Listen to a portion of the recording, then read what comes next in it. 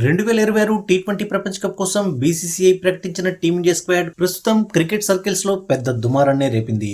ముఖ్యంగా star player Shubman Gill ను పక్కన పెట్టడాన్ని కొందరు సమర్థిస్తుంటే మరికొందరు వ్యతిరేకిస్తున్నారు. ఈ నేపథ్యంలో టీమిండియా మాజీ క్రికెటర్ ఆకాష్ చోప్రా ఓ ఆసక్తికరమైన పని చేశాడు. అసలు వరల్డ్ కప్ జట్టులో చోటు దక్కించుకోలేకపోయిన ఆటగాళ్లతో కలిపి ఒక ఆల్టర్నేటివ్ టీం ను ప్రకటించాడు.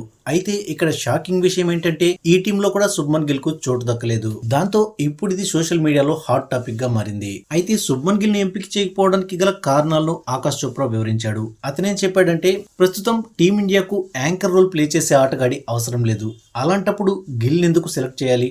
ప్రస్తుతం అతను వన్డే ఇంకా టెస్ట్ క్రికెట్ వరకు అద్భుతమైన ఆటగాడు. కానీ టీ20లో మాత్రం ఆ స్థాయిలో అతను ఇప్పటి వరకు ఆడలేదు. అయితే గిల్ ను సెలెక్ట్ చేసి ఉండాల్సింది, కానీ చేయలేదు. ఇక ఆకాష్ చోప్రా తన జట్టులో ఓపెనింగ్ బాధ్యతలను యశస్వి జైస్వాల్, రుతురాజ్ గైక్వాడ్లకు అప్పగించాడు. జైస్వాల్ లాంటి బ్యాటర్ ఫామ్ లో ఉన్న అసలు జట్టులో లేకపోవడం దురదృష్టకరమని అతను అభిప్రాయపడ్డాడు. ఇక గైక్వాడ్ ను ఒక నిలకడైన బ్యాటర్ గా అభివర్ణించాడు. వీరిద్దరితో పాటు కేఎల్ రాహుల్ ను కూడా ఓపెనింగ్ ఆప్షన్ గా ఎంచుకున్నాడు.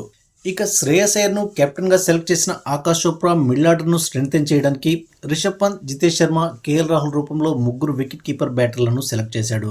ఇక ఆల్రౌండర్స్ విషయానికి వస్తే నితీష్ కుమార్ రెడ్డిని ఫాస్ట్ బౌలింగ్ ఆల్రౌండర్ గా, కృణాల్ పాండ్యాను స్పిన్ ఆల్రౌండర్ గా ఎంచుకున్నాడు. ఇక స్పిన్ డిపార్ట్మెంట్ కు హెడ్ గా టీమిండియాకు దూరమై చాలా కాలమైన సీనియర్ స్పిన్నర్ యజ్వేంద్ర చాహల్ ఎంచుకున్నాడు. ఇక పేస్ బౌలింగ్ డిపార్ట్మెంట్ లో స్వింగ్ సుల్తాన్ భువనేశ్వర్ కుమార్ ను వెనక్కి తీసుకొచ్చాడు. అయితే భువనేశ్వర్ కుమార్ 2022 తర్వాత టీ20 ఆడలేదు. అయినా అతని అనుభవం జట్టుకు అవసరమని భావించి చోప్రా భువీని ఈ జట్టులో చేర్చాడు. ఇక మొహమ్మద్ షమి, మొహమ్మద్ సిరాజ్, దీపక్ చాహర్ రూపంలో స్ట్రాంగ్ బౌలింగ్ లైనప్ ను సిద్ధం చేశాడు.